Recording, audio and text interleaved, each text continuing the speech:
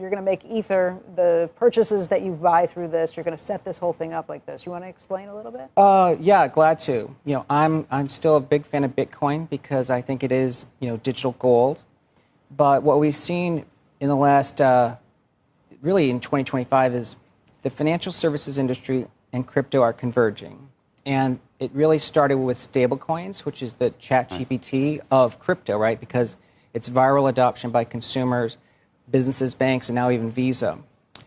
Underneath the stablecoin industry is Ethereum. That is really like the backbone and architecture of stablecoins. So it's important to create a project that essentially accumulates Ethereum to essentially protect and have some influence on the network. So that's why we're creating this treasury vehicle to buy Ethereum. The more Ethereum that's accumulated, the more secure the network is. And I think it's also sort of the architecture that future banks will have. When Goldman issues a stablecoin and JP Morgan doing it on Ethereum, as a layer one blockchain, they're going to want to secure it by staking Ethereum. So we're trying to get in front of that by creating a treasury vehicle. And just so I understand, it's safer if you own more of it. Explain why that would be. Well, Ethereum is a proof of stake network. Right. So unlike Bitcoin, which is proof of work and miners do all the work for you, and that's why you have decentralized trust, in Ethereum, it's important for these entities to essentially validate transactions. So by becoming a staking entity, you're sort of securing the fidelity of stablecoins.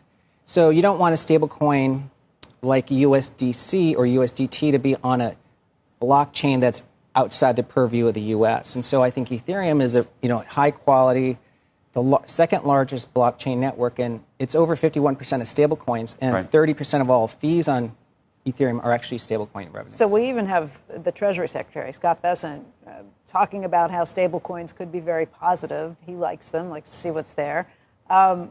But you're basically saying with this, and we've also seen what happened with Circle, the stablecoin issuer, yes. Huge run-up after their IPO. So you're basically saying that this is the new Bitcoin, you're getting in at a very early stage? Correct. That's right. Because let's say stablecoins, which is $250 billion today, gets to Treasury Secretary Bessent's reasonable $2 trillion. That's a 10 times increase in size.